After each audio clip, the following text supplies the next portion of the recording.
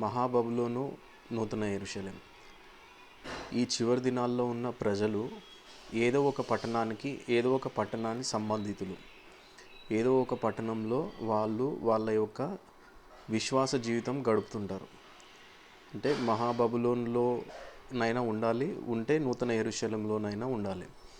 నూతన యెరూషలేము, మహాబబులోను రెండిటి గురించి మనము బైబిల్లో చూసినట్లయితే ప్రకటన 18:2లో మహాబబులోను గురించి దయ్యములకు నివాస స్థలము, ప్రతి అపవిత్రాత్మకు ఉనికిపట్టు, ప్రతి విధమైన అసహ్యమైన ప్రతి పక్షికి ఉనికిపట్టు అని చెప్పేసి రాయబడింది మహాబబులోను గురించి. అదే ప్రకటన గ్రంథం గురించి మనం చూస్తే అది దేవుని నివాస స్థలం, పరలోకంలో నుండి దిగి వచ్చిన ఇది పట్టణం. ఎవరు నిర్మించారు ఈ పట్టణాన్ని అంటే దేవుడే నిర్మించాడు. ఈ పట్టణం గురించి మనం ప్రకటన గ్రంథంలో చూస్తే ప్రకటన గ్రంథం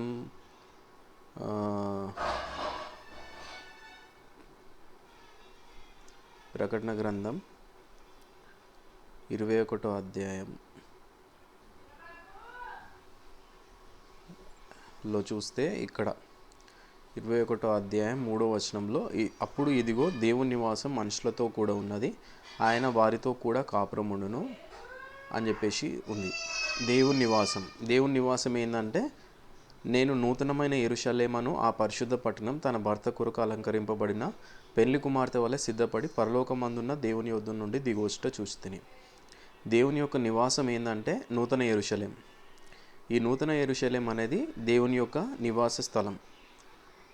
ఈ నూతన యెరూషలేం పరలోకంలో నుండి దిగొచ్చింది. అది దేవుని యొక్క నివాస స్థలం. ఇక్కడ మనం చూస్తే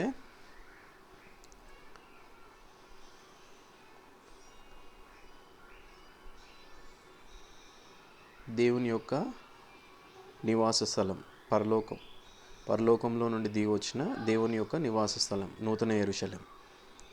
ఇది దేవుని యొక్క నివాస స్థలం, దేవుడు నిర్మించాడు.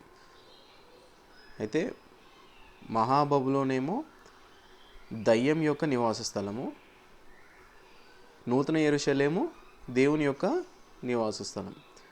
ఇందులోనేమో దేవుని ఆత్మ నివసిస్తుంది, ఇందులోనేమో దయ్యాల ఆత్మలు నివసిస్తాయి. ఇప్పటి వరకు కొద్దిగా క్లియర్ అయిందనుకుంటున్నాను. రెండవది, మహాబబులోనుకు పేరు దయ్యం తన ప్రజలపైన రాస్తుంది. ఈ పేరు మహాబబులోను ఎవరంటే దయ్యం యొక్క బోధ చేత నింపబడిన వాళ్ళందరూ కూడా మహాబబులోనే. దాని యొక్క పేరు, మహాబబులోని యొక్క పేరు దయ్యం తన ప్రజలపైన రాస్తుంది. ఎక్కడ అంటే ప్రకటన గ్రంథం 13:17లో మనం చూస్తే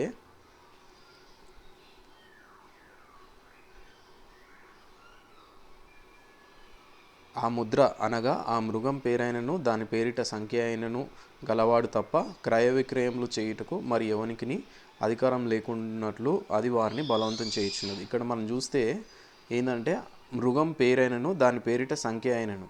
ఈ మృగం యొక్క పేరు ఏంటి అని మనం చూస్తే ప్రకటన గ్రంథంలో 17వ అధ్యాయంలో దాని నొసట దాని పేరు ఇలాగూ వ్రాయబడి ఉండెను, మర్మం, వేశ్యలకును భూమిలోనికి ఏయమైన వాటికి తల్లి అయిన మహాబబులోను అని చెప్పి రాయబడి ఉంది. ఈ పేరు ఏంటి అంటే ఎందుకు దేవుడు మహావేశ్య అని రాయించాడంటే దేవుని యొక్క వాక్యానికి ఏది కలిపినా ఏది తీసేసినా అది వ్యభిచారంతో సమానం. ప్రకటన గ్రంథం 13:17లో మహాబబులోని పేరు దయ్యం తన ప్రజలపైన రాస్తుందంటే వీరందరూ కూడా దేవుని వాక్యానికి ఏదైనా కలపడం కానీ ఏదైనా తీసివేయడం కానీ చేస్తారు. కాబట్టే ఈ పేరు తన ప్రజలపైన రాస్తుంది. దయ్యము తన బోధ చేత ప్రజలను నింపి ఆ నింపబడిన ఆ వ్యక్తులకు తన యొక్క ముద్ర వేస్తుందన్నట్టు. ఎక్కడ అయితే నూతన యెరూషలేంలో మనం చూస్తే ప్రకటన 3:12లో నూతన యెరూషలేం అనే పేరును దేవుడు తన ప్రజలపైన రాస్తుంది. ఎందుకు దేవుడు నూతన యెరూషలేం మనం ప్రకటన 3:12లోకి వెళ్తే 3:12 12లో జయించు వానిని నా దేవుని ఆలయంలో ఒక స్తంభంగా చేసేదను, అందులో నుండి వాడు ఇక మీదట ఎన్నటికీ వెలుపలికిపోడు. మరియు నా దేవుని పేరును పరలోకంలో నా దేవుని యొద్ద నుండి దిగువచ్చున్న నూతనమైన యెరూషలేమను నా దేవుని పట్టణ పేరును. ఈ నూతనమైన యెరూషలేము అనే దేవుని పట్టణ పేరు నా కొత్త పేరును వాని మీద రాసేదను. దేవుని పేరే నూతన యెరూషలేముకు ఉంది. నూతన యెరూషలేం పేరే దేవుని యొక్క కొత్త పేరు. ఆ కొత్త పేరే దేవుడు తన ప్రజలపైన రాస్తుండు. వాళ్ళే దేవుని యొక్క నివాస స్థలం. దేవుడు తన యొక్క పేరును తన ప్రజల యందు పెడుతుండే. ఎందుకు అంటే దేవుడు నివసించే స్థలం కనుక, దేవుడు ఎక్కడైతే దేవుడు నివసిస్తాడో అక్కడే దేవుడు తన యొక్క పేరును పెడతాడు. మనము ద్వితీయోపదేశ కాండంలో చూస్తే ఆయన నామము ఎక్కడైతే పెడతాడో అదే దేవుని యొక్క ఆరాధన స్థలం అని చెప్పేసి చూసాం. దేవుని యొక్క ఆరాధన స్థలం ఏంటంటే దేవుడు తన పేరుని ఎక్కడైతే పెడతాడో అదే దేవుని యొక్క ఆరాధన స్థలం. మనం ప్రకటన 22లో కూడా చూస్తే 22:4 ఇక మీదట ఆయన దాసులు ఆయనను సేవించు ఆయన ముఖదర్శనం చేయుచుందురు, ఆయన నామం వారి నొసలయందు ఉండును. ఎందుకు వచ్చింది వీళ్ళ పైన ఇట్లా దేవుని యొక్క నామం అంటే, మనం ప్రకటన 7లో ఒకసారి చూస్తే 7:2 మరియు సజీవుడగు దేవుని ముద్రగల వేరొక దూత సూర్యోదయ దిశ నుండి పైకి వచ్చుట చూచితిని. భూమికిని సముద్రమునకు హాని కలుగజేయుటకై అధికారం పొందిన ఆ 4 దూతలతో, ఈ దూత మేము మా దేవుని దాసులను వారి నొసలయందు ముద్రించు వరకు భూమికైనను సముద్రమునకైనను చెట్లకైనను హాని చేయవద్దని బిగ్గరగా చెప్పాను. ఈ దూత ఏం చేసిందంటే, పరలోకంలో నుండి దిగి వచ్చిన దూత, సజీవుడగు దేవుని ముద్రగల దూత ఏం చేశాడంటే దేవుని దాసులను వాళ్ళ నొసలయందు ముద్రించాడు. నొసలయందు ముద్రించడం అంటే నొసలయందు దేవుని యొక్క పేరును ఆయన రాశాడు.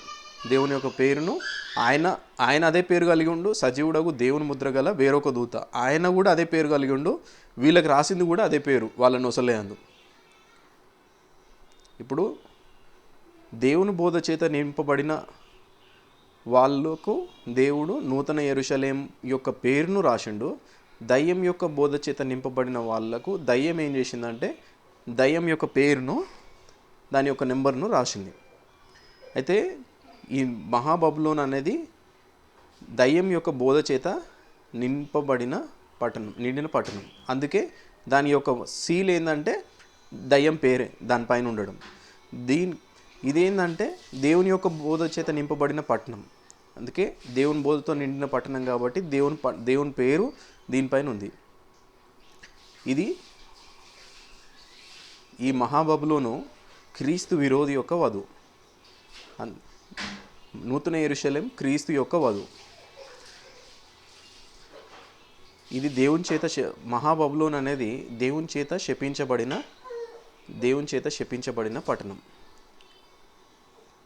నూతన యెరూషలేము దేవుని చేత ఆశీర్వదించబడిన పట్టణం.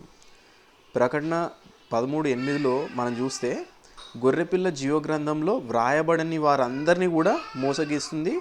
వారందరూ దీంట్లోకి ప్రవేశిస్తారు. మనం ప్రకటన 13:8లో చూస్తే, ప్రకటన 13:8లో చూస్తే భూనివాసులందరూ అనగా జగదుత్పత్తి మొదలుకొని వధింపబడి ఉన్న గొర్రెపిల్ల యొక్క జీవగ్రంథమందు ఎవరి పేరు వ్రాయబడలేదో వారు ఆ మృగంనకు నమస్కారం చేశారు. ఆ మృగం ఉన్న స్థలం ఏంటంటే మహాబబులోనే. మహాబబులోన్లోకి ఎవరు ప్రవేశిస్తారు అంటే గొర్రెపిల్ల జీవగ్రంథమందు ఎవరైతే లేరో వాళ్ళు ఈ పట్టణంలోనికి ప్రవేశిస్తారు. ఈ నూతన యెరూషలేం వచ్చేసి గొర్రెపిల్ల జీవగ్రంథంలో వ్రాయబడిన వారు మాత్రమే దీనిలోనికి ప్రవేశిస్తారు. ఇంకా వేరే ఎవరు కూడా ప్రవేశించరు. గొర్రెపిల్ల జీవగ్రంథంలో వ్రాయబడి ఉన్న వాళ్ళు మాత్రమే. ఎక్కడ మనం చూస్తామంటే ప్రకటన 21:27లో మనం చూస్తే, ప్రకటన 21:27లో గొర్రెపిల్ల యొక్క జీవగ్రంథమందు వ్రాయబడిన వారే దానిలో ప్రవేశింతురు గాని నిషిద్ధమైనది ఏదైనాను అసహ్యమైన దానిని అబద్ధమైన దానిని జరిగించేవాడు ఎవడైనాను దానిలో ప్రవేశింపడు. ఈ పట్టణంలోనికి ప్రవేశించే వాళ్ళు ఎవరు అంటే గొర్రెపిల్ల యొక్క జీవగ్రంథమందు వ్రాయబడి ఉండాలి. వ్రాయబడిన వాళ్ళు మాత్రమే దీనిలోనికి ప్రవేశిస్తారు. అర్థమైందా? ఇక్కడ వచ్చేసి ఈ మహాబబులోని యొక్క పేరు ఏంటంటే 666 మృగం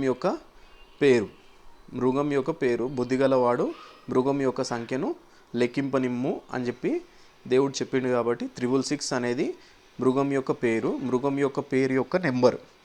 ఇదేంది 666 అంటే వికారియస్ ఫిలిడి, రోమన్ అక్షరాలైన వికారియస్ ఫిలిడి. వికారియస్ ఫిలిడి 666 నెంబర్ వస్తుంది. వికారియస్ అనేది రోమన్ న్యూమరల్స్. మనం కింద అండర్లైన్ చేసి కింద అక్షరాలు వేసినట్టయితే రోమన్ న్యూమరల్స్లో అది 666 వస్తుంది. ఇది ఈ పట్టణం పైన ఉండేది ఏంటంటే 777, అది దేవుని యొక్క పేరు. ఇక్కడ ఉన్నదేమో ఇది బిరుదు. 666 అనేది బిరుదు, ఒక వ్యక్తి పేరు కాదు. వికారియస్ ఫిలిడి అంటే మనుష్య కుమారునికి బదులుగా, మనుష్య కుమారుడు ఎవరంటే ప్రభువైన యేసుక్రీస్తు, ఆయనకు బదులుగా ఇక్కడ ఉండేది 666 అనేది. ఇక్కడ ఉండేది దేవుని యొక్క పేరు, నిజమైన మనుష్య కుమారుని యొక్క పేరు. 777 అనేది నిజమైన మనుష్య కుమారుని యొక్క పేరు. ఇది అబద్ధమైన మనుష్య కుమారుని యొక్క పేరు. 2 మనుష్య కుమారులు ఉన్నారు. ఒకరేమో నిజమైన మనుష్య కుమారుడు అంటే నిజమైన ప్రవక్త, 2 అబద్ధ ప్రవక్తనే అబద్ధ మనుష్య కుమారుడు.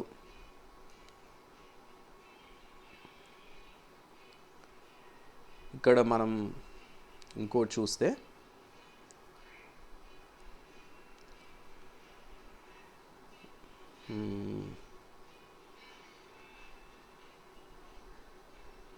ఈ మహాబబులోన్ ఏం చేస్తుందంటే ఇది మహావేశ్య. అన్ని బోధలు ఉంటాయి ఇందులో, ఏ బోధ అయినా అంగీకరిస్తుంది, దేవుని వాక్యానికి ఏదైనా కలుపుతుంది, ఏదైనా తీసేస్తుంది. ఈమె కన్యక, దేవుని యొక్క కన్యక, ప్యూర్ బ్రైడ్. దేవుని నోటి నుండి వచ్చిన వర్తమానం తప్ప, దేవుడిచ్చిన మాటలు తప్ప దానికి ఏది కలపదు, ఏది తీసివేయదు. ఇక్కడ ఉండే ఈ మహావేశ్య తన ప్రజలకు వ్యభిచార మద్యాన్ని త్రాగిస్తుంది. 17:2 మనం చూస్తే తన యొక్క వ్యభిచార మద్యాన్ని తన ప్రజలకు తాగిస్తుంది. ఇక్కడ ఈ నూతన యెరూషలేములో ఉన్న ప్రజలు ఏంటంటే జీవజలాన్ని త్రాగుతురు. జీవజలం ఉచితంగా త్రాగనిచ్చేదని చెప్పేసి దేవుడు చెప్తుంది. ఇక్కడ ఉండే ప్రజలు జీవజలాన్ని త్రాగుతురు. ఇది మృగం యొక్క భార్య. ఇది మహాబబులోన్ అనేది మృగం యొక్క భార్య. నూతన యెరూషలేం గొర్రెపిల్ల యొక్క భార్య. మహాబబులోన్ కూడా వెలగల రాళ్లతో, బంగారంతో అలంకరించబడ్డది. మనం ప్రకటన 17:4 చూస్తే, ప్రకటన 17:4 చూస్తే ఆ స్త్రీ ధూమ్ర రక్తవర్ణములు గల వస్త్రం ధరించుకొని బంగారంతోనూ రత్నములతోనూ ముత్యములతోనూ అలంకరింపబడినదై ఏహ్యమైన కార్యములతోనూ తాను చేయుచున్న వ్యభిచార సంబంధమైన అపవిత్ర కార్యములతోనూ నిండి ఉన్న ఒక సువర్ణ పాత్రను తన చేత పట్టుకొని ఉండెను. ఇక్కడ మనం చూస్తే బంగారంతో, రత్నములతో, ముత్యములతో అలంకరింపబడ్డది ఈ స్త్రీ. మహాబబులోను అనే స్త్రీ బంగారంతో, వెలగల రాళ్లతో అలంకరించబడింది. అది ఇక్కడ మనం నూతన యెరూషలేం చూస్తే, నూతన యెరూషలేంను కూడా దేవుడు వెలగల రాళ్లతో, బంగారంతో అలంకరించాడు. ఒకటేమో దేవుడు అలంకరించిన పట్టణము, ఇంకొకటేమో దయ్యం అలంకరించిన పట్టణం.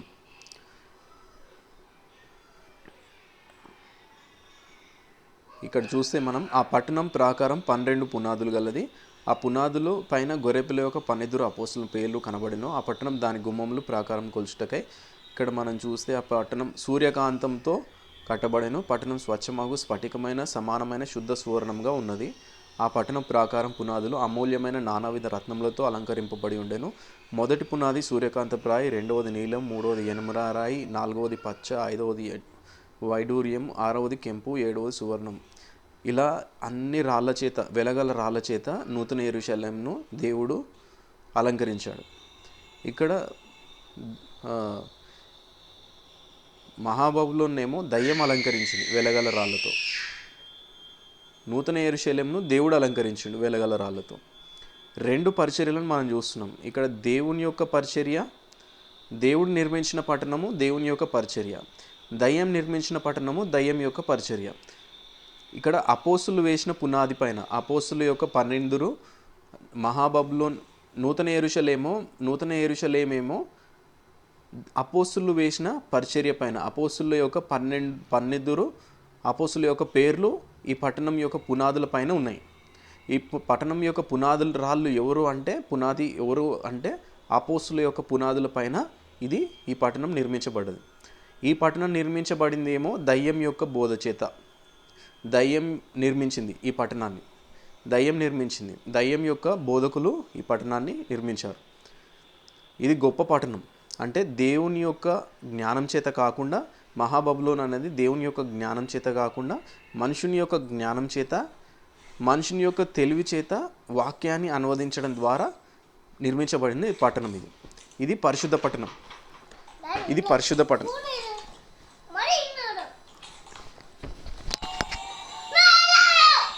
ఇది పరిశుద్ధ పట్టణం.